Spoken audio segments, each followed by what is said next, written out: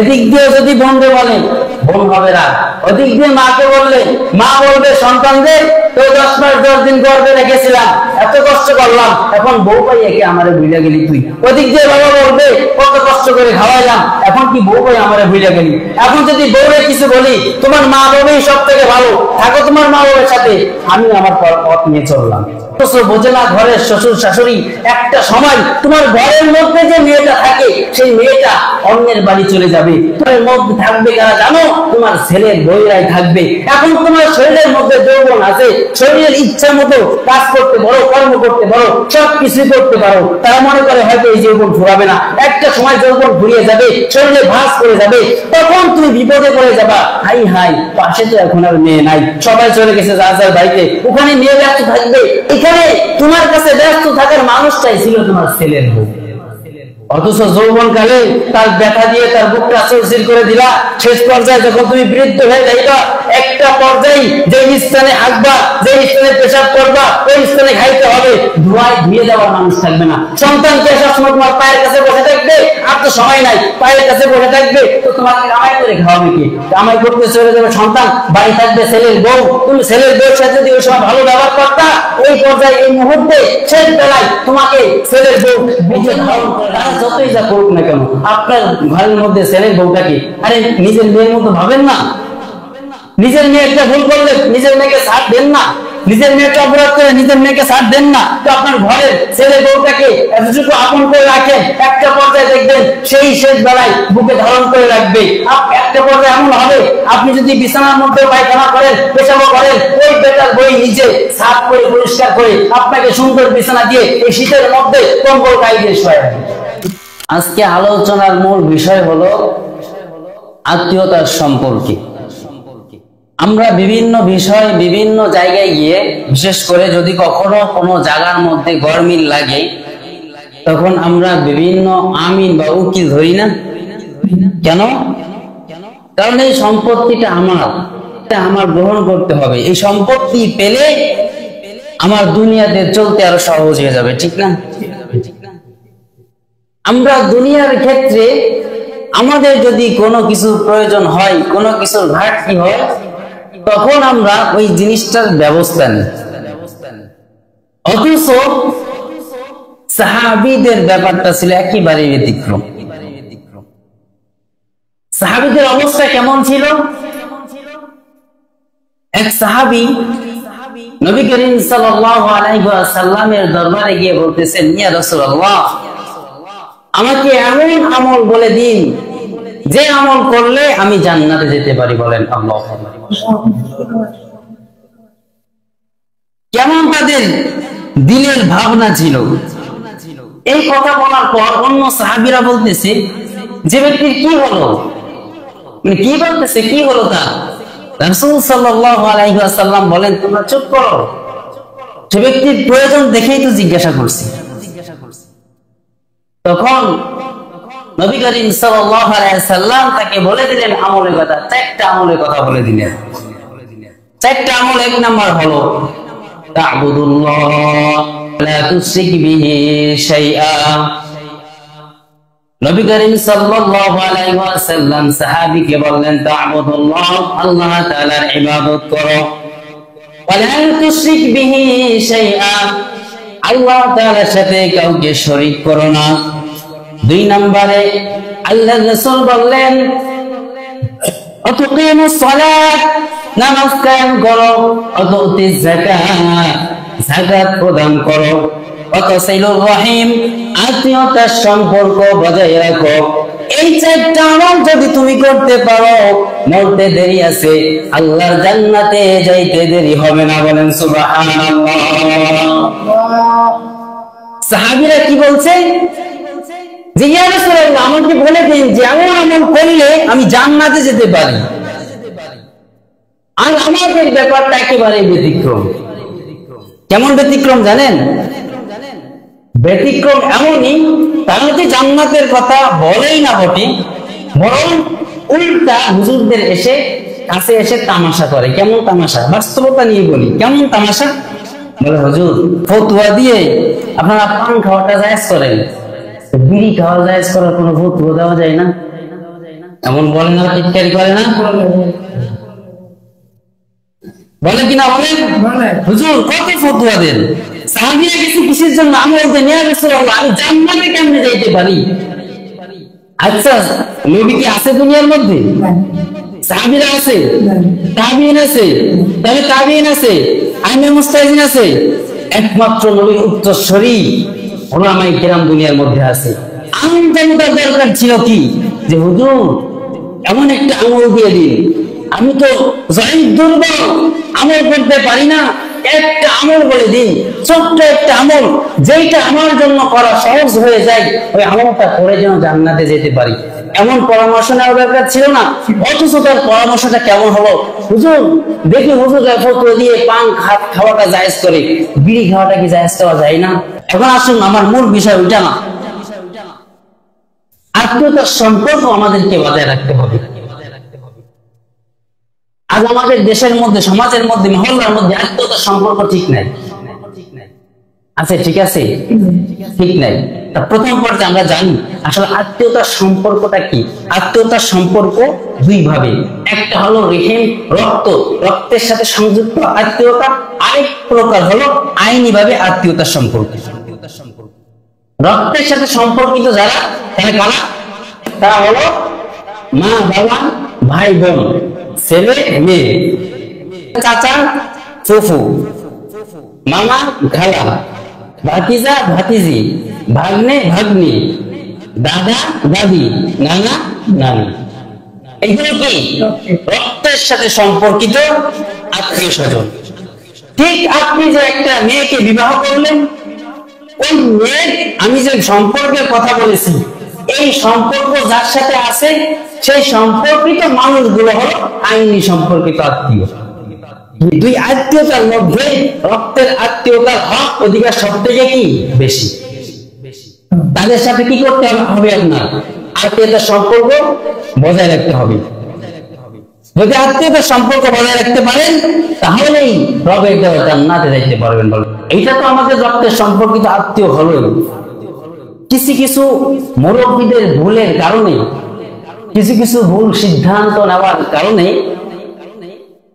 শত শত মানুষের জীবন বরবাদ হয়ে যাচ্ছে, শত শত মানুষের জীবন শেষ হয়ে যাচ্ছে। কেমন? এখন মনে করেন আপনার ঘরের সন্তান বিবাহ করেছে, আপনার ঘরের মধ্যে একজন মেয়েও আছে, ভাই বিবাহ করার পর বাড়ি যে আপনার বোন আছে, সেই বোন ভাইয়ের বোনে কি হয়? ভাবি হয় না? আর ভাবির ভাইয়ের বোন কি হয়? ননদ হয়। এখন ঘরের মধ্যে ননদ আর ভাবি। আগে ছিল শুধু বোন, ভাই বিবাহ করেছে, এখন ঘরের মধ্যে বোনের কি এসেছে? ভাবি এসেছে। তো ঘরের মধ্যে আগে সকল কাজগুলো কে করতো? বোনই করতো। বোন করতো না?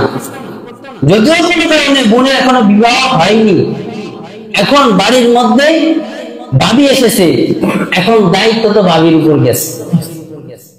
গেছে তো ঠিকই, কিন্তু এমন একটা পরিস্থিতি হয়, একটা সময় ভাবি এসেছে, এখন আর আমার কোনো দায়িত্ব নাই।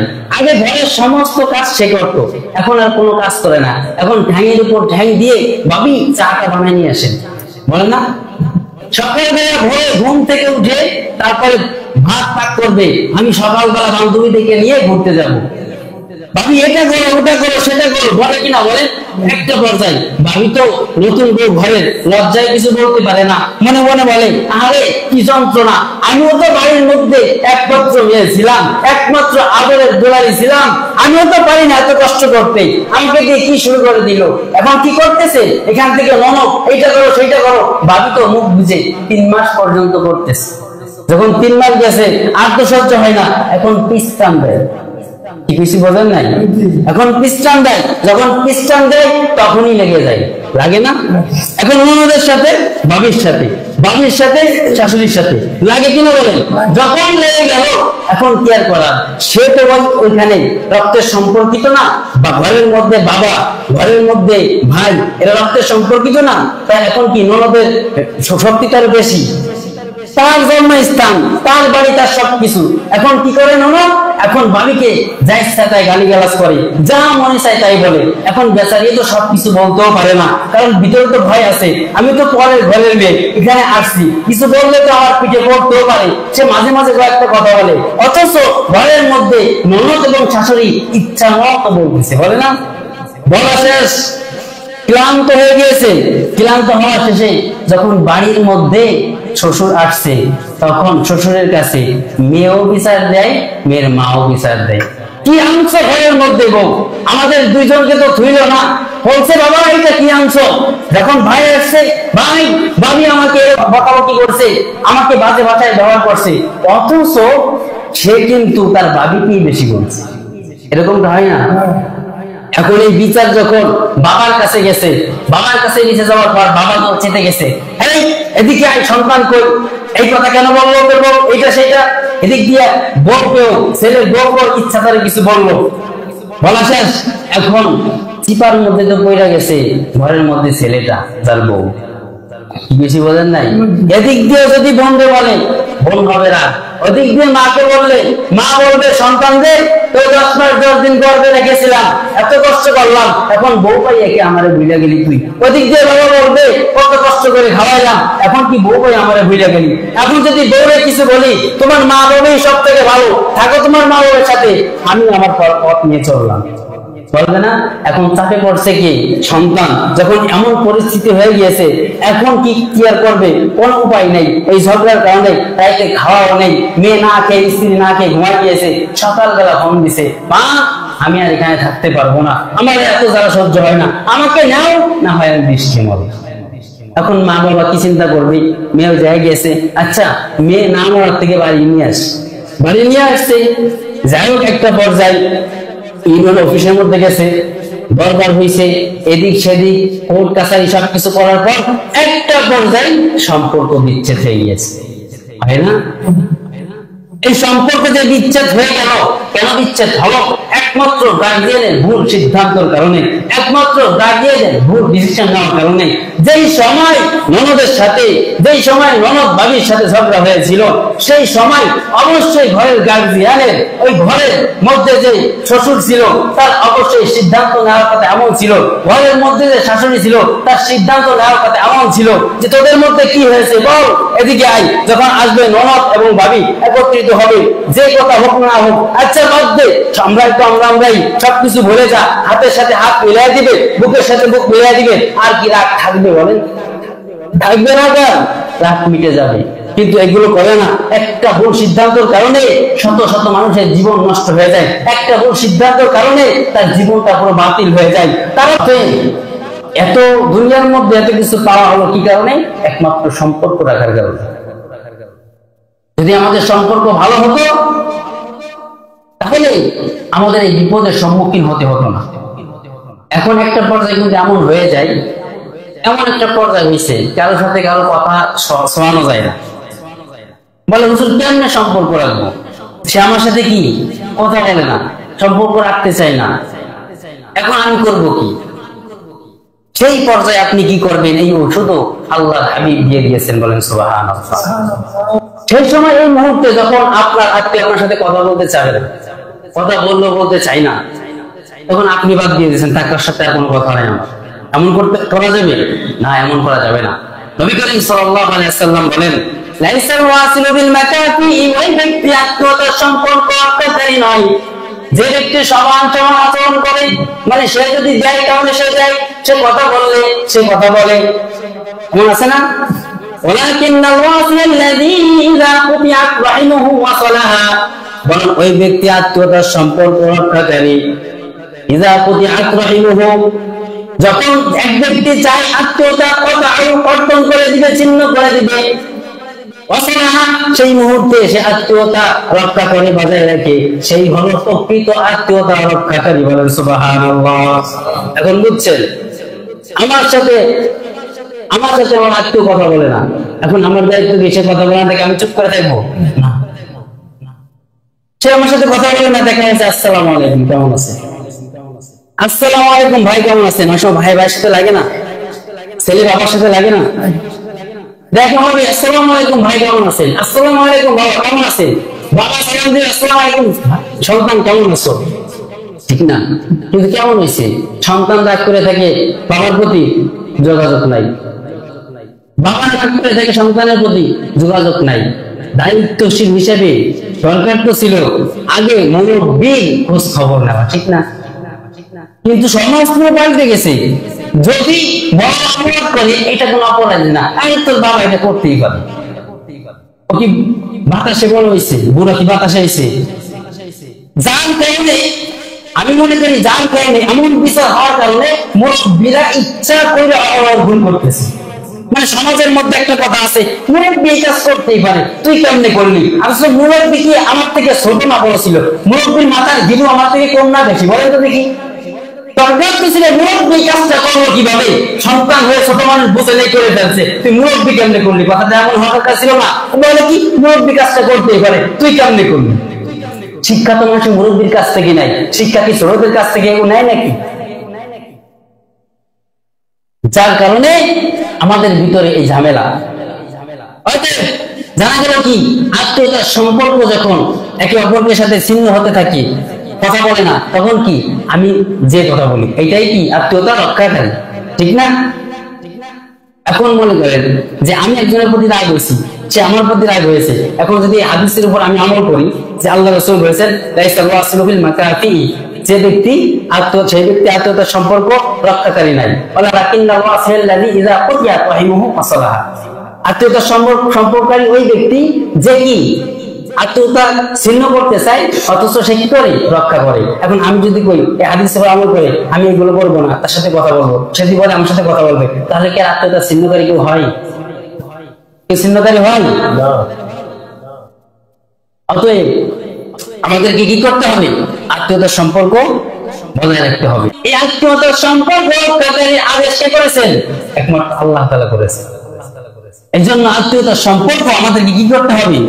রক্ষা করতে হবে। যদি রক্ষা না করি তো আমাদের বড় আযাব সামনে অপেক্ষা করতেছে। এতক্ষণ তো জানতে পারলেন যে আত্মীয়তার সম্পর্ক রক্ষা করলে কতটুকু উপকার হয়। এখন আসুন আত্মীয়তার সম্পর্ক যে ছিন্ন করে দিবে তার আযাব অবশ্যই আছে।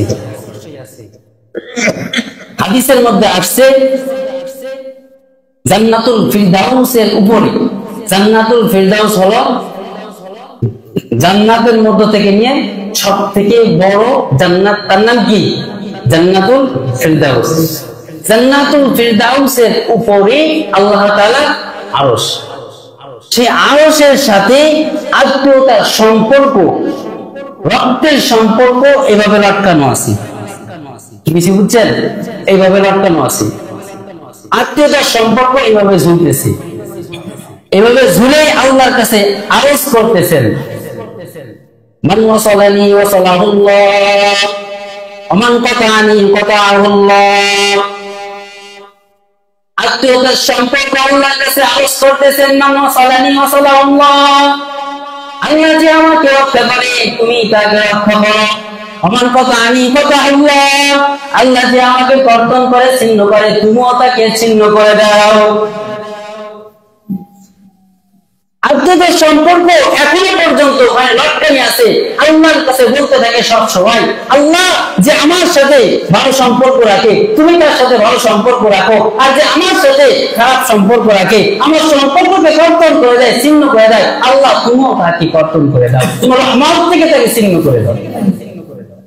এই হলো আযাব। তার আগে একটা বিষয় জানি, আচ্ছা আল্লাহ তাআলা কি আমরা সবাই বিশ্বাস করি? বলেন না কেন? আমরা কি মুর্দা নাকি? বুঝি না কিছু। কথা বলতে হবে, কথা না বললে তো আমরা কবরস্থানে বান করে ভালো ছিল। কথা বলবেন, আমাদের বয়ান থেকে কেউ কিছু শিখুক বা না শিখুক, এখানে বসে সুবহানাল্লাহ করবেন, এইটাই আমার বয়ানের সার্থকতা। এখানে বসে আলহামদুলিল্লাহ করবেন, এইটাই আমার বয়ানের সার্থকতা। এখন নামাজ তো কোনো নামাজই নাই, কোনো সপ্তাহে কোনো নামাজ নাই, অন্তত আজকে শুক্রবার এসে এখানে আলহামদুলিল্লাহ বলবো, এইটাই আমার বয়ানের সার্থকতা। কি বললাম? যে আমরা সকলে আল্লাহ বিশ্বাস করি, পরকালকে বিশ্বাস করি। যদি পরকালকে বিশ্বাস করি, আল্লাহকে বিশ্বাস করি, তাহলে হাদিসটা একটু মন দিয়ে শুনেন। হাদিসটা কি? নবী করিম সাল্লাল্লাহু আলাইহি ওয়াসাল্লাম বলেন, মান কানা ইউমিনু বিল্লাহি ওয়াল ইয়াউমিল আখির ফালইয়াসিল রাহিমাহু। নবী করিম সাল্লাল্লাহু আলাইহি সাল্লাম বলেন, মান কানা ইউমিনু বিল্লাহি ওয়াল ইয়াউমিল আখির, যে ব্যক্তি আল্লাহ এবং পরকালের উপর ঈমান রাখে, বিশ্বাস করে, ফালইয়াসিল রাহিমাহু, সে যেন আত্মীয়তার সম্পর্ক ঠিক রাখে, বজায় রাখে। বলেন সুবহানাল্লাহ। বুঝলেন? মান কানা ইউমিনু বিল্লাহি ওয়াল ইয়াউমিল আখির ফালইয়াসিল রাহিমাহু, যে ব্যক্তি চায় আল্লাহ এবং তার পরকালের উপর ঈমান রাখে, সে যেন আত্মীয়তার সম্পর্ক বজায় রাখে, আত্মীয়তার সম্পর্ক ঠিক রাখে। এখন আপনি বলবেন, আমি আল্লাহকে ভালোবাসি, পরকালকে বিশ্বাস করি, আল্লাহর প্রতি ঈমান আনছি, আত্মীয়তার সম্পর্ক ঠিক নাই। আপনি কি আল্লাহকে বিশ্বাস করেন? এখন স্পষ্ট, যদি আপনি আল্লাহকে বিশ্বাস করেন, পরকালকে বিশ্বাস করেন, আত্মীয়তার সম্পর্ক বজায় রাখতে হবে। এখন যদি বলেন না, আমি আত্মীয়তার সম্পর্ক বজায় রাখবো না, আমি বলি নাই, স্বয়ং নিজেই বলেছেন নবী করিম সাল্লাল্লাহু আলাইহি ওয়াসাল্লাম, যে ব্যক্তি আত্মীয়তার সম্পর্ক রক্ষা করলো না, সেই ব্যক্তি আল্লাহ পরকালের উপর বিশ্বাস বা ঈমান রাখে না। এখন শাস্তি হচ্ছেন, আপনি আল্লাহ পরকালের উপর ঈমান রাখেননি, মরে গেলে জান্নাতে যাবেন। জান্নাতে যাবেন। অন্য হাদিসের মধ্যে নবী করিম সাল্লাল্লাহু আলাইহি সাল্লাম বলেন, লা ইয়াদখুলুল জান্নাতা কাতিয়া, আত্মীয়তা ছিন্নকারী জান্নাতে প্রবেশ করবে না। আত্মীয়তা ছিন্নকারী কি করবে না? জান্নাতে প্রবেশ করবে না। এখন জান্নাতে যদি যাইতে চান, আত্মীয়তার সম্পর্ক রক্ষা করতে হবে কিনা বলে?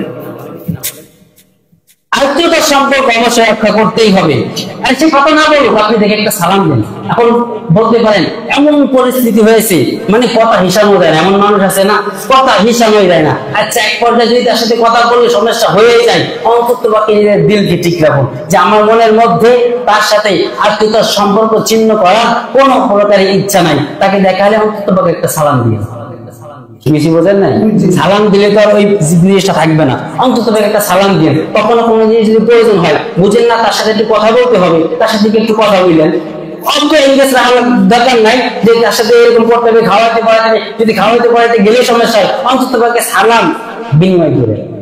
বেশি বলেন না, সালাম বিনিময়টা করেন। আল্লাহ সকলকে তৌফিক দান করেন, সকলে বলেন আমিন। এখন আসুন, আত্মীয়তার সম্পর্ক রক্ষা করলে আরেকটা দুইটা পুরস্কার রব্বে কারীম দিবেন। দুইটা পুরস্কার দিবেন, যেই দুইটা পুরস্কারের জন্য আমরা 5 ওয়াক্ত নামাজও ঠিক মতো পড়তে পারি না। কি বেশি বুঝছেন? দুইটা পুরস্কার আল্লাহ দিবেন আত্মীয়তার সম্পর্ক বজায় রাখলে। যেই দুইটা জিনিসকে রক্ষা করার জন্য 5 ওয়াক্ত নামাজ পড়ার টাইম পাই না। এক নম্বর হলো, রব্বে কারীম তার হাবিবের মাধ্যমে জানিয়েছেন, যে ব্যক্তি আত্মীয়তার সম্পর্ক ঠিক রাখবে, আল্লাহ পাক রব্বুল আলামিন তার রিজিক বাড়িয়ে দিবেন। বলেন সুবহানাল্লাহ। 2 নম্বর হলো, যে ব্যক্তি আত্মীয়তার সম্পর্ক ঠিক রাখবে, আল্লাহ পাক রব্বুল আলামিন তার হায়াতের মধ্যে বরকত দিয়ে দিবেন। সুবহানাল্লাহ। এই জিনিসটা আমরা সবাই চাই না? সবাই চাই না? এখন অল্প বয়সে মানুষ কেন মারা যায় জানেন? আমার যেটা মনে হয় সেইটাই কারণ হলো আত্মীয়তার সম্পর্ক বিচ্ছিন্ন করা। অকালে স্ট্রোক, অকালে মারা যায় এবং রিজিকের মধ্যে কোনো বরকত নেই। লক্ষ লক্ষ টাকা কামাই করে, লক্ষ লক্ষ টাকা সঞ্চয় করে, কিন্তু কোনো বরকত নাই। ভালো মানুষ সেখান থেকে হেঁটে গেল, বাড়ি গিয়ে স্ট্রোক করে মারা গেল। কারণ আমি মনে করি একটাই, সেটাই হলো আত্মীয়তার সম্পর্ক ছিন্ন করা। আল্লাহ পাক রব্বুল আলামিন আমাদের সকলকে আত্মীয়তার সম্পর্ক বজায় রাখার মতো তৌফিক দান করেন। আমিন। যারা সুন্নাত নামাজ পড়েন, যারা সুন্নাত